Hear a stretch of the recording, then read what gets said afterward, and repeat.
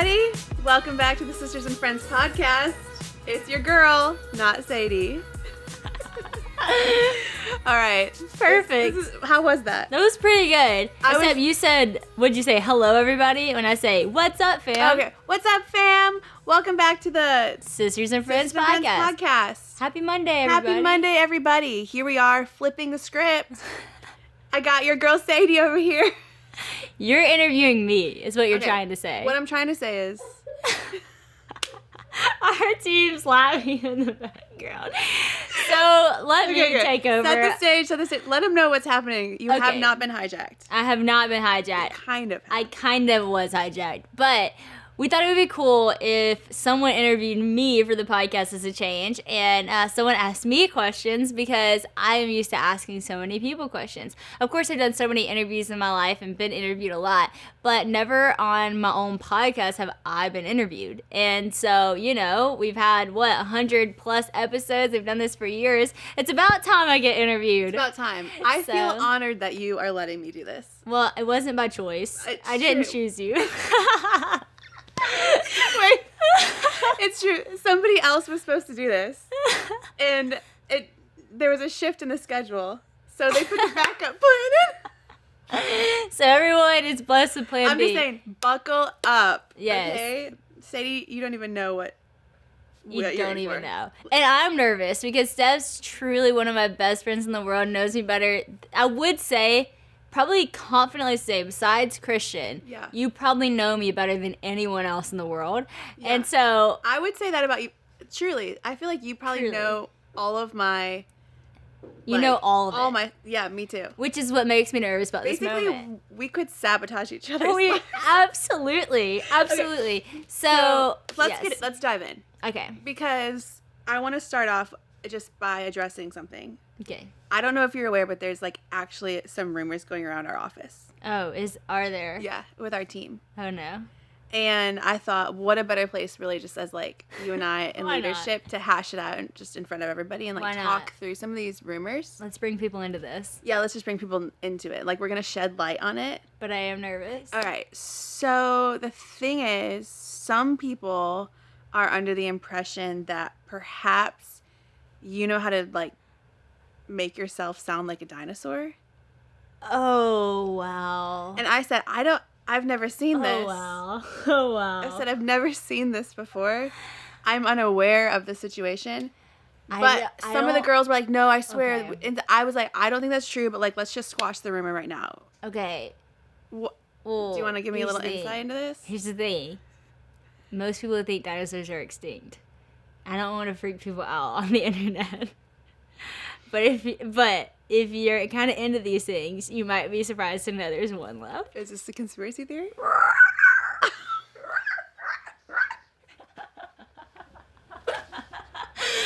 dead. That was probably my best one ever. It's the lights and the cameras. Okay. Wow, I'm really glad we set the record straight. I mean, if rumors were being told, people should know. One other big thing before we move to the lighthearted things. I'm nervous. Is actually, I have been meaning to talk to you about something. Okay. Before we dive in, like I said, this is more of a serious thing though. Okay. I've been meaning to talk to you about we talk about blind spots a lot. Okay. And you have a couple. I'm so nervous. By the way, for those listening, we have not talked about anything that Steph's gonna ask me. We're gonna cut so all I this have out. No idea what's going. We're gonna cut this all up, but I do just want to mention it kind of hurt my feelings last week when we were playing tennis together. When you were trying to be I'm so good, and I was thinking I signed up for the A team. And here we are. We go in. I have a perfect tennis record. Literally, I've never lost a tennis match in my life. Have you ever played a tennis match in your life? I've never lost a tennis game in my whole life. And then you're like, I'll be your partner. And we show up. We have the matching shirts and all that stuff. And then you kind of let me down a little bit when we lost. Well, Steph, here's the thing. I don't know where the impression came to you that we were going to be the A team. That should have never been assumed. But maybe it was assumed because I don't lose often. But somehow, randomly, when you were placed as my partner, We lost. And somehow we lost when it was your serve. So, let's just dive into some of the other content. Yeah, you might want to before this right. gets worse. Yeah, let's just move on. All right. No, for real, though. This is really fun. This is fun. Because I do feel like there's so many things I know about you. Yeah. Which is really sweet that other people might not get to see, which I'm like, oh, they're like such like little like sweet things I wish everybody could actually like see into your life. And like one of the things I will say is you work so hard. And I'm not saying that to like toot your horn. Again, no one even knows that like we're saying this, but like you have honey. You show up to every single meeting here at the office. Like last night we were getting ready for conference. You're in there like gluing letters. Like you're just a part of everything. Mm-hmm. And I just want to honor you and say like you are an amazing leader in that sense. Like you lead so well in that. But why don't you share, what does your actual week look like? Because I think there's some things that people are probably like, what does your life actually look like? Like, yes. do you just like show up to the office and just like hang out with the girls all day? Are you like, when people, do you just read pages and be like, oh, this looks like fun. You put that as my book. No, like, what does your actual life look like? Yes. And I'm going to probably add to it because you probably should, because you probably know this answer better than even I do. And I say that because you pretty much own my schedule. Like I don't even know what I'm doing tomorrow until I see it on the calendar half the time. But yeah, and we've gotten to the place where we can do that. Mm-hmm. I mean, obviously, like we've worked together for how many years? 5 years now. And it didn't start like that. We weren't always doing all the stuff that we're doing now, and we definitely weren't always doing what we're doing now as well as we're doing it now. Yeah. I think we've like found how to actually structure it well. And after having honey, we had to shift a lot of like, how am I actually going to practically do this and be a great mom?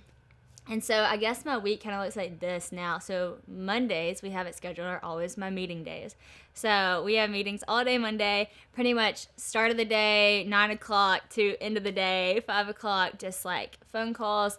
And that can look like with so many different people. We work with a lot of different people. To put on a podcast requires you working with several different people. To put on a conference requires you working with so many different companies and people and production and lighting and this and that. Yeah. In just LO world, we have an app, we have podcasting, we have a clothing line, we have books, we have all this stuff. And so we have a meeting with our team just to make sure everybody's lane is actually thriving and doing well, or what are some things they're not thriving in? How can we fix that? So Mondays are full of all that, which you set this all up. So I'm telling it to everybody listening. Right. Tuesdays are typically a writing day for the most part. So anything I have like in the works of like maybe I'm working on a book, which I pretty much am always working on a book, and I will be for the next 4 years of my life with the book contract that I have. So I'm working on a book, and then I'll work on whatever edits I have for that, and then I'll also work on content for my next message that I'm going to preach on. Yep. So I'll work on that Tuesdays and Wednesdays. Those are kind of full content days, and sometimes I'll do that at the house, but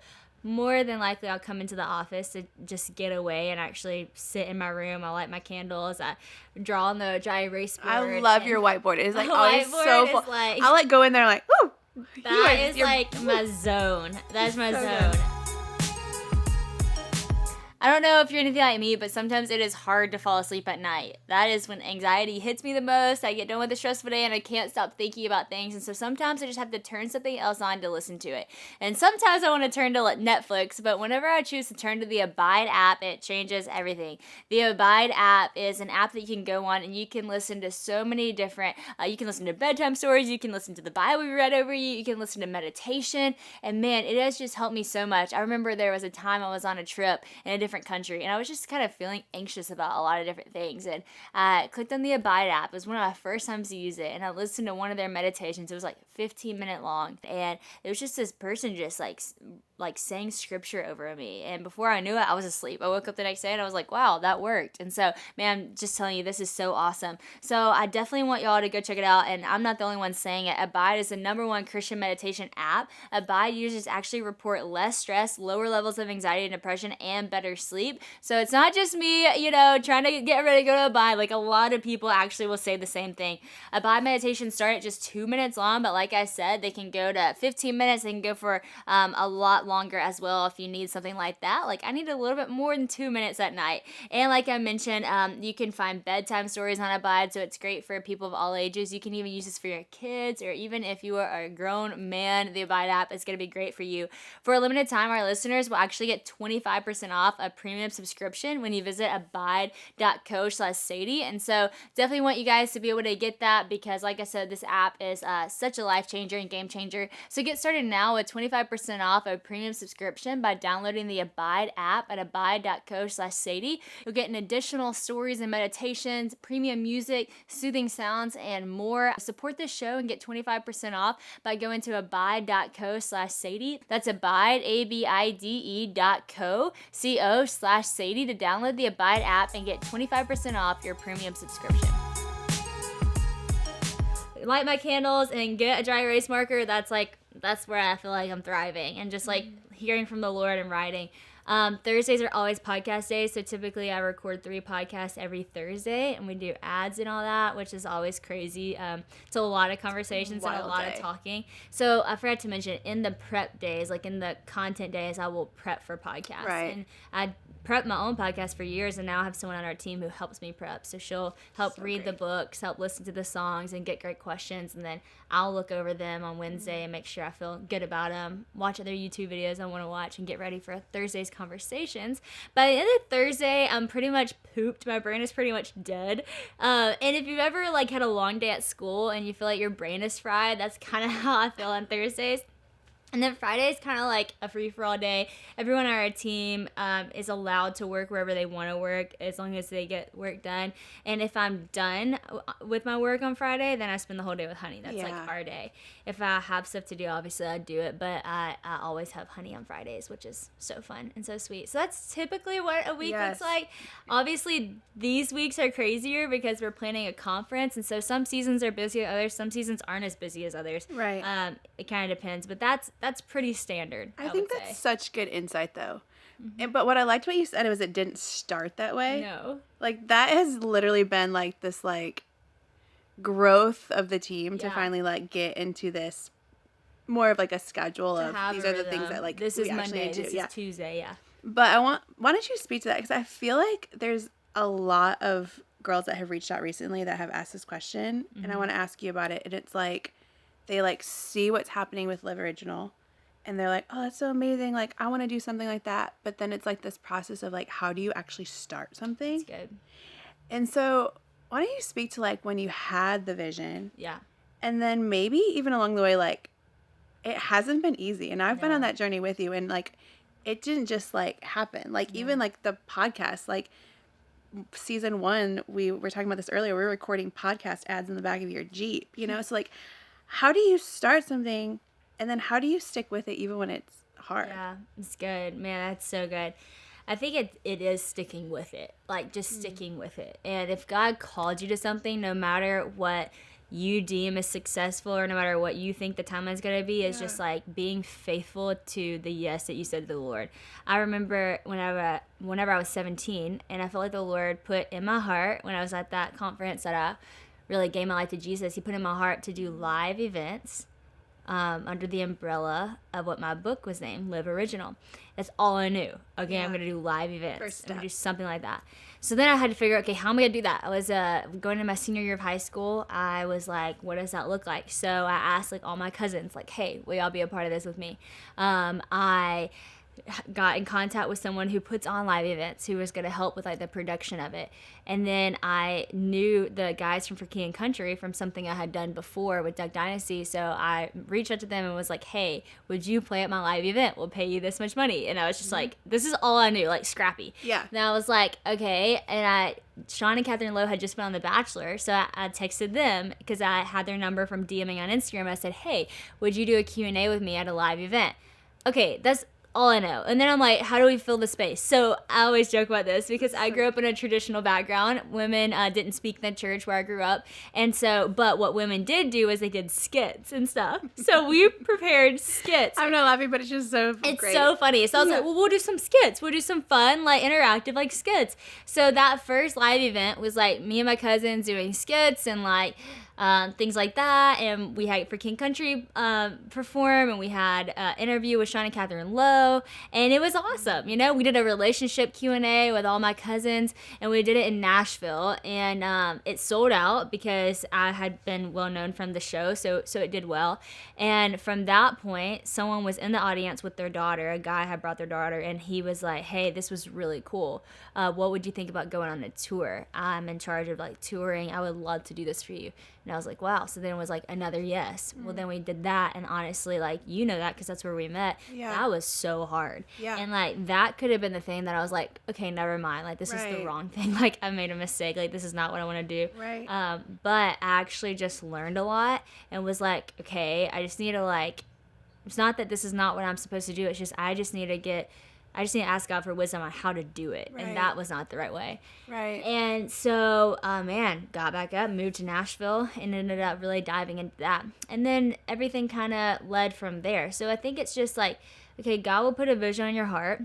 When God puts the vision in your heart, say, yes, Lord. But don't expect for God to then make the vision come to life. Yeah. You have to use the hands that he gave you to do it. I love the story of Nehemiah, because Nehemiah he was rebuilding the walls of Jerusalem. Nehemiah doesn't know how to rebuild the walls of Jerusalem, but he kept asking the Lord to strengthen his hands. And I used to pray that all the time, God, strengthen my hands and give me wisdom. And those two prayers were just like, God, strengthen my hands, give me wisdom. And man, when I look back at LO and what it's become, the podcast, the app, this, that, the conference, the blah, blah, it's like a whole lot of prayer, a lot of yeses, a lot of face plants, a lot of getting back up, a lot of heartache that you've seen, a lot of tears, a lot of struggle. But man, would I do it again? Yes, because I'm so thankful for what it produced. But just because you are in the perfect will of God for your life, just because you are faithfully saying yes to everything he has, just because you're actually in the lane of living out your purpose does not mean that it's not going to come with struggle. Does not mean it's not going to be hard. Does not mean it's not going to take years to build and grow. But I think in all of that, it makes you who you are. And that's why I love it. That's why I love the process of it all. You got to stick with it, and it'll shape you to become who you are. And you'll look back and you'll say, thank God for every single one of those hiccups and hurdles, because I would not be the leader I am if I didn't learn the hard way. Right. If it was all easy, who would I be, you know? Right. That's so good. I was just talking to one of the girls this morning about that. She was like, oh, there's like a lot with conference. Like, you know, she was like feeling a little bit of like stress. And I was like, how awesome. It's like, you're being refined through this process. And like, because she, you know, she's talking about, she's seeing things come up within herself, or she's getting anxious or whatever. And it's like, it is like, live original, like what God is doing. He's doing so much like out there, but also like in our own lives too, of refining us. And like in your life and in my life and like our team's life, of like, some of these things are really hard, and it's like I'm seeing parts of myself that God has to deal with, or God has to refine, or like checking my motives all the time. Like, all right, like if one person responds to that, like do I believe that, like, you know, or nobody, but like God told us to do this, so we're gonna be obedient to the calling and the vision of it, and like, is that gonna be enough? You know, it's, and like, I think that's good. I think God wants that. I think God allows that. Like, I think some people think, well, if something gets hard, it's like, that's the devil. Well, there is definitely, the devil's involved in things, and there is an enemy. But I think some of it is like God pruning us, like God like refining us, and like those are not bad things, you know. Man, think about like Daniel getting thrown into the lion's den. Like, I mean, think about how refining that was, how scary and anxious that would be, how crazy that would be. But if he wouldn't have been in that lion's den, then the king at the time would have never seen the faithfulness and the glory of God. And so it's like, sometimes like it's the moments in the den with the lion that actually is the very thing God's going to use to show the people around you how good he is in your life and how faithful he is. So don't think that just because it's hard, or just because you're anxious or stressed or it's busy, that's not an okay thing. I think lean into that and let God refine you in those seasons. Because, you know, you can avoid it, you can try to run from it, but you can't really outrun those life lessons that he's going to get into your life. And like taking the gold from those life lessons. And then, like, as Court says, you have to bounce back. You got to bounce back. There are so many times. Sadie, you're the queen of the bounce back. I just want to say I learned so much from you. shout out to Queen of the Court. bounce back. Shout out to Court for I'll planting take that it. word, but like you are the queen of the bounce back because Wow. truly though, like even just in this last season, like I've like watched so many things happen behind the scenes or like things outside of our control that happen. You're like, okay, as Bob Goff would say as well, sync back up and like move on when there's moments of disappointment. But I think it can also be really easy to become jaded. Yep. And like finding that line, because even like I've heard leaders say like, oh, it's like so lonely at the top, or like leadership is like really lonely and like all those things. And I feel like you have lived your life in a way where you're like, I don't want to live that way, where I'm like upset or angry or like a jaded leader because I've been like hurt by people. Yep. And I'm just like, like, how do you maintain that soft heart still when like you have been hurt and like being able to bounce back? Because I will say too, I think that's like whether or not you're leading an organization or you're leading in your sorority, like any type of leadership position that you have, like there are going to be moments where it's like you do have to bounce back. You have to. And you have to remember the vision and like not have a hard heart moving forward and be like, oh, leadership's so lonely, it's awful. Yeah. Like how do you do that? Man, that's so real. Honestly, I mean, and truthfully, through a lot of probably really hard and raw prayers, because you do get hurt, and it does get hard. Like, period. Like, there's not like, oh, if it gets hard, or maybe no, like it will, and it does, and it hurts. And I remember recently, man. I think I'll say this before I say that. I think you can't let the high moments and the successful moments become something like that you idolize after, and you can't let the low moments that are like the failing moments and the painful moments also become something you idolize over. Yeah, I think some really people tend to hold on to both of those things for a little too long. Yeah. And you do actually just have to keep moving forward and say, God, what is for my tomorrow? What is for my today? Or I guess let's not go tomorrow. Let's say, what is for my today? Like that was yesterday's success, and that was huge, and that was awesome. That was epic. But there's more for today. Yeah. Man, yesterday that sucked, honestly. That hurt. I don't want to show up tomorrow, but there's something today that you have for me that's different.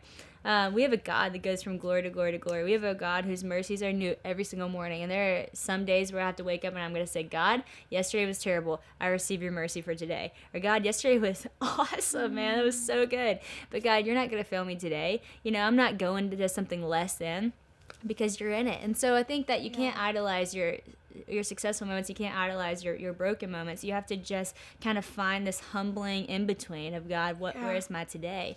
And so I'll say recently, we've done so many great things recently. I mean, if you looked at LO from the outside, you would be like, oh my gosh, this is like, as AG would say, thriving and abiding. I mean, this is like going great. And it is. And internally too, it is. Totally, yeah. But I have, and you've watched this, I've been hurt a couple times in some pretty painful ways with people, in some pretty painful ways, and disappointed in ways with, like, even I'll get an email, like we got an email recently, it's like, hey, this book is not doing very well compared to your other books, and like that stinks and that hurts or whatever. But it's more like the people thing that hurts me. And I have had so many mentors say what you just said, say to me, Sadie, it is lonely at the top. You cannot become friends with people. You either choose right now, are you going to be a leader or are you going to be a friend, because you can't be both. I've literally had someone tell me that. You either lead or you be friends with people, but you can't do both. Mm-hmm. And I just remember like always being like, oh God, like I don't want that, because like I love my friends so much. I love people so much. I don't think I can do that. So like, how do I be a leader and a friend? And I've always tried to do that. But then you realize why people say that, because that hurts and because that's hard. Yeah. And I just remember recently walking through another situation where I kind of got hurt by a friend, but I'll back up and tell the full story. So I was on a plane, and it was right before the day that so many people were about to start. We had like 5 people start this summer, 5 new people. So I was on a plane ride, and I was going to lead this moment with our 10 team members in the next, that following weekend. And I was like, golly, what do you want for that day? Yeah. What do you want for everybody's first day of work? How do I lead that well? And I felt like the Lord told me to wash their feet, to wash every one of our teammates' feet. And I said, no, God, I am not doing that. And God said, do it, wash their feet. And I was like, absolutely not. Because it wasn't that it was like, oh, gross feet. It wasn't that. It was just like, I was like, that would be so awkward if I washed people's feet. Like, they don't even know me yet. Like, what am I going to get down? I don't want to make it weird, whatever. Right. And the Lord said to me, do not reserve your leadership and do not reserve your love because you're scared of getting hurt. And I was like, okay. Yeah. So a couple of days go by, and I washed everybody's feet, and it was a powerful moment. And it was just beautiful. Honestly, for me, it was just like, it made me feel near to Jesus. Yeah, that was such a sacred moment. And 2 days later, someone on our team who I love so much left. Right. And I love this person so much. There's no hurt feelings. There's a legitimate reason why she left. But that's hard, you know? But I remember just being like, Jesus, you get it. Mm-hmm. Like, you get it. You know how that feels. Right. And I said to the Lord, I said, God, I don't want to grow bitter. I don't want to grow jaded. I don't want to be a leader who doesn't have friends. I don't want to be isolated at the top just because these moments hurt. Right. So God, just heal my heart. Just help me. Yep. It was a good week or so of just sitting with the Lord, having some tears, letting the Lord, make me free of just any hurts or anything that I felt or any stress of what's to come. Right. But he did, and I was able to bounce back. And so I think in those bounce back, it's not ignoring what just happened. That's so good. Because you have to dive into it. Right. You have to let the Lord talk it out with Yes. Jesus. But when you go to the Lord and when you talk it out with Jesus, you will always get that he understands exactly what you're going through because he has been through it. The fact that God made himself human just so he could endure the things that we go through to empathize with us and then like literally shatter all anxieties we have to the point of shattering our anxiety about death is like the greatest thing about who God is. And so even in those little things, like those leadership hurts or those moments that friendships, break or they leave you, it's like even Jesus gets that, you know? Thankfully, I am still friends with this person and God is good and there's no bitterness or hurt feelings. But I just love the aspect of God. So how do you bounce back? You got to dive in, and you don't idolize your successes, and you don't idolize your brokenness. You just have to humble yourself in the middle. I've seen you like learn that lesson over time. Like that's a really cool place to hear you say that because, not always the case. Hasn't always been, but just to the point of like God is always refining us and teaching us things, and I think that's a really cool place to hear your heart in and what God has done in your story and that as a leader. And I think a lot of people are going to learn from that, from your experiences that you've gone through as early in their leadership as well. But I'm personally really thankful that you figured out that being friends and being a leader is a really sweet thing because I love that. That's one of the sweetest things. Like, I love that I get to work with one of my best friends. It's awesome. Truly, Sadie. It's the best I love it so much. And like, there's moments where we disagree. Yeah. And there's moments where we probably annoy each other. You know what? It's so great. This is what I love about working with your friends. Because, like, greater things happen when you work with the people that you know and that you love. And, like, yes, hard things happen and it makes the heartache times maybe a little bit harder. Right. But the good times, it makes them so much better. And the hard times, it strengthens you, too, because we know each other's weaknesses. We know each other's strength. We know, I can look at you and be like, you're stressed. What's going on? Like but what's really cool is like in friendship, just like whenever you have a sleepover with your friends and y'all are all just like being the goofiest version of yourself. Like you're being the original version that God created you to be, childlike faith. Yes. I feel that way when I step into our office every day with the people that are around us. Every one of my friends is operating at the highest level of their gifting. And I am beyond grateful I got to hire them in that position. Because like I'm hiring people because I know them and because I'm like, you have this gifting, this is natural for you, you don't have to strive, you don't have to try, like this is just what comes out of you because of who God created you to be, and I think you need to be in this lane at LO. And everyone's in that like thriving position because they're being who they were originally created to be, surrounded by friends who will champion them into being the best version of themselves and carrying them when they're in the lowest version. So I just think it's a beautiful thing. I think it's always worth fighting for that friendship. And 100%. To leaders who have been hurt and jaded, I get it. I get why you don't want to be friends with people that you work with. I get why it hurts. And yes, there are boundaries at times that you need to make, but I also think it's worth fighting for. Yeah, absolutely.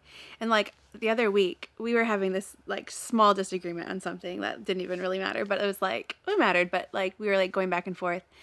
And I remember I came to your house and I was like, afterwards we figured it out and I was like, there is no one on the planet I would rather disagree with on a Wednesday afternoon than you.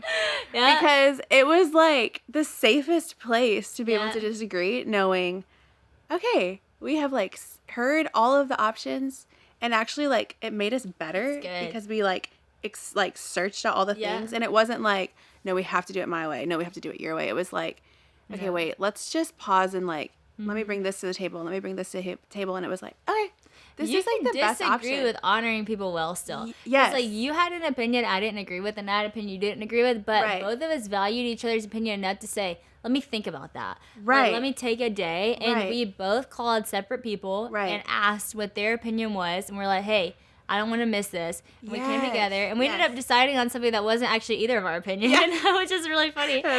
And then, man, and even just like the other day when I felt hurt by the smallest thing, I was like, Steph, I'm coming in your office. I'm telling you something. I was like, this kind of hurt my feelings, and I'm telling you because I don't want to think about the rest of the day. And so there are things that you have to do to kind of protect yourselves from getting in fights or getting in tiffs with like your friends or your teammates. And so this isn't just for people who work together. This could be people who are just friends. Like if you're annoyed by what a friend did, or sad or hurt by what a friend did, or you disagree, like there's a way to do that, and in a respectful way that's not disrespectful, in an honoring way that's not dishonoring. There's a way to do that without gossiping and telling everyone else. Just going straight to the person and being like, hey, I know your heart, and I know it wasn't this. I'm assuming the best in you. Assume the best in one another. Right. And just say, like, let's talk this out. Yes, which is always the hardest thing to go to somebody and be like, can I just say this? Yeah. But, like, once you do, it's like, ooh, the lights in, and there's just so much freedom of, like, okay, I just need to, like, get this off my chest. Yeah. Which I feel like I've learned so much just in our work relationship and in our friendships. And, like, I think being an ultimate sister and a friend is believing the best, but also communicating when there's tension, good. And like, it's so good. You have to do that. It's good. Do you want to talk about like how much you love me now? I'm just kidding. Steph, I interviewed you already. I told everybody how much I love you. Okay. Wait, back to you. Okay, sorry, back to you. Okay, back to you. All right, before we close here, I want to ask you, how do you maintain your own like spiritual journey with the Lord while you're also like prepping messages and trying to like plan for other things? Because like you're in there writing on the whiteboard, doing all these things, and like planning an amazing message to share. But I think some people might think like, oh, that's just like you went out there to share that message, but like, how do you also then like find your own moments with the Lord? Or do those messages come out of your own time with the Lord? Like, what does that process really look like for you of like, how do you not make your message prep or like your job, like your quiet time, your job? Yeah. Do you know what I mean? And I think there's a lot, like, even for me, like leading a small group sometimes, I'm like constantly searching for content for a small group instead of like, God, like, what are you wanting to say to me? Yeah. And there's probably so many other people out there who can experience that on like smaller scales, and like yours is on a big scale. It's good. Yeah, man, that's hard. This is hard. So I will say, I don't do it perfectly all the time, but I will say this. I think that a lot of times we put so much pressure on what our quiet time with God has to be that God never put on us. Mm-hmm. It's like, you know, we're like, we have to wake up at 6 a.m. and like spend the first seconds with God because like so many people say that that's a good thing to do, which it is a good thing to do. Jesus would rise early in the morning and go be with God. So if you do that, 100%, that is great. That's following after the heart of the Lord. But it's not like God set a meeting date with you at 6 a.m. that you overslept and missed. And I think for a long time I thought of it like that. Same. I'd be like, okay, in the morning, I'm going to wake up and I'm going to have my quiet time. And then I wouldn't. And, you know, and life would get crazy and I would miss it. And then I'd be like, oh, God's so disappointed in me. Like, I failed him. It's like, God didn't even, like, he wasn't waiting there at 6 a.m. being like, she stood me up. Like, God's with you, like, throughout the whole day. I remember in school, in just middle school, like my Bible teacher saying, like, start your prayer in the morning and never end it. And I still do that. Like, I 24/7 am praying. I'm talking to God all day, every day, probably repetitively at times. You know, he's probably like, okay, you've already said that, you know, but I'm always talking to God. I'm always communicating with God. Like I said, I was on an airplane the other day. I just felt like I was just reading in my word. And I just felt like the Lord was like, wash your feet, because I'm reading his word, and he's like, he'll speak to you through his word. And I'm like, no. So I think like anytime I get to just like pray, or anytime I get to ask the Lord a question, or anytime I get to read the word, I do, because I love the word. Right. So I think that cultivating that space with God where it's like personal to you and outside of maybe your job if you're in ministry or outside of church on a Sunday is truly desiring to hear from him, truly desiring to be with him. Because if you desire to be with him, you'll make time to be with him. Right. Or you'll ask him little questions throughout your day. He'll be involved in your whole day. So good. And I think God's just involved in my whole life, whether I'm message prepping or whether I'm sitting, on my couch with Christian. And what we like to do is, something about candles. I think it's because fire in the Bible represents the presence of God. Yeah. And lighting a candle, I literally think okay, this is representing me, welcoming the presence of God into this room, whether I'm working on a message or whether I'm sitting at home, like I said, on the couch with Christian, having a quiet time. I'll turn on worship on our YouTube and I'll just sit there and worship. I'll journal some. I might read some. But oftentimes it's just me sitting there and being with him, being with the Lord, resting in his presence, listening if he wants to speak. I will say he doesn't always speak in those moments. I told y'all this recently. I got up and saw the sunrise every morning for 2 weeks, and I just really thought the Lord was going to speak in those moments. Right. And I was radio silence, heard nothing, got nothing. Mm-hmm. And it can be in those times that you're like, oh, well, God, is it even worth sitting here? But what's crazy is as I was journaling through those sunrise moments, now fast forward 2 months, and most of my message for this conference is from the journals that I wrote insane. 2 months ago in those radio silent moments.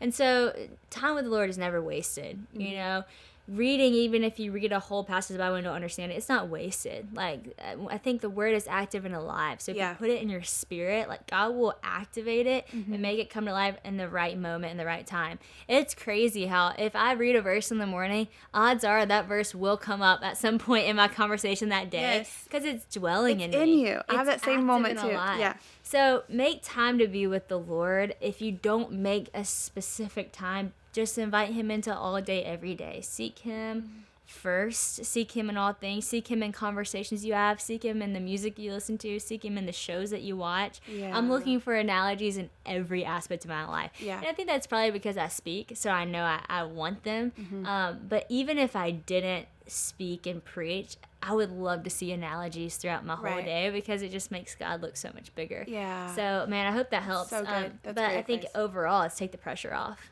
That's good. Because God's there. That's really good. In every aspect of our lives, we can take that pressure off.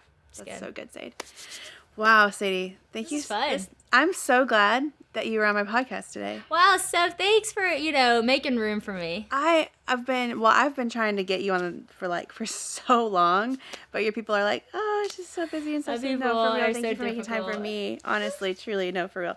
Sadie, and you're going to be like, hey, cut this out. No, I just want to say, I want to honor you as a leader. You are an incredible leader. And it has been, honestly, one of my greatest joys in life to be on the LO team and to work under you these last 5 years with you, under you, and be a part of this. And, truly, you are the same person on the stage as you are in our office, in your house, and in our friendship. And I love you so much. And I hope that the world also can see that, and I think it shines, and I know that they see that, but I love you, and I'm so grateful that God gave you a vision for LO. Thank you. Me too.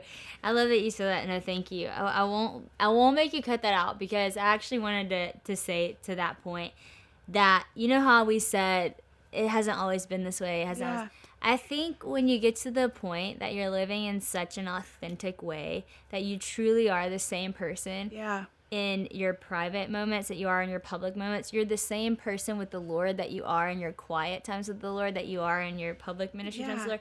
When you authentically get that way, life just flows so much better and everything just comes so much more natural. You don't have to be nervous when there's cameras in front of you. You don't have to be nervous when there's people following you because you know who you are. Mm-hmm. And I think if I could give people advice in just life is we say live original for a reason. Living authentically original is probably the greatest blessing and the greatest gift you can give to yourself. Yeah. And I'm thankful for that message in my life. Mm-hmm. And I'm thankful I get to preach that over everybody else's life who comes along this journey. So thanks for making the things happen, Steph. If it wasn't for you, I probably wouldn't be here. Teamwork. Makes the dream I work. wouldn't be on this podcast if it wasn't for you, and that's true. That's true. Because you Googled how to start a podcast. That is real. And my advice to people out there is just Google anything you want to know. It's out there. That's right. And if you want one more dinosaur.